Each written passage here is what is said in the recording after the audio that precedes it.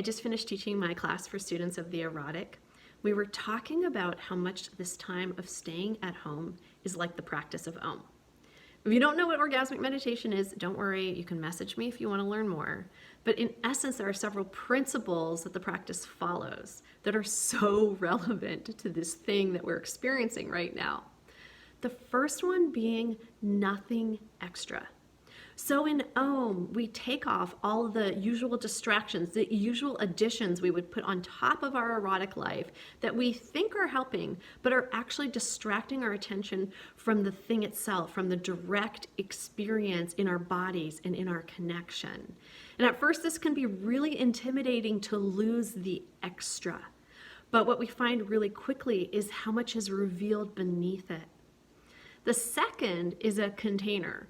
So in Om, we have a defined space, a defined time, and defined actions that we can and can't do inside of the practice, not unlike our time at home right now. And when we follow this container, what we discover is that we can see certain things and we can cultivate certain things that we wouldn't otherwise. There's actually this experience of repetition, of doing it over and over again. Maybe you're finding that. I certainly am right now. There's some days that are like Groundhog Day. I look at my clock, I'm like, 4 o'clock already? Wow, it's another day gone by. In Om, we repeat like this, just like you would in any practice. Because again, we get to cultivate, we get to see things we would normally miss. The next one is letting go of a sense of control.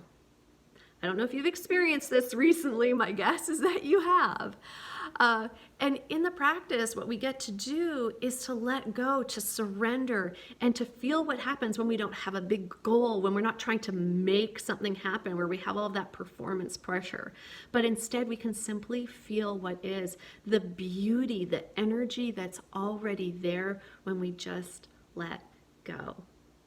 Now, the funny thing is that when we start by stroking the tiniest spot. We even call it the home spot. Here we all are at home right now. So stroking just 1, 2, 3 millimeters, the most microscopic area, back and forth and back and forth, doing the same repetitive action. But in doing this, bringing our attention, bringing our curiosity, and seeing things that we would normally pass by, that we normally wouldn't pay attention to, and it reveals an entire world. In fact, we know that if you stroke the tiniest bit to the left or the tiniest bit lighter, the completely different universes of sensation and experience are revealed, that you get to feel them in a completely different way. It's the magic of applying attention. And you might be finding that at home. I know I certainly am. Like parts of my life that usually I would just skim over because I'm busy. I have all the extra. I'm outside of the container of my home. I'm moving quickly through life. And instead right now things are slowed down and there is this very specific container and there is this repetition. So I'm getting to learn things that I usually wouldn't learn, like my mind. What happens to my mind in the space between first waking up in the morning and getting out of bed?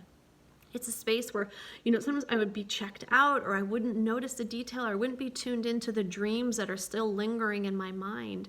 But right now I can see things I wouldn't usually see.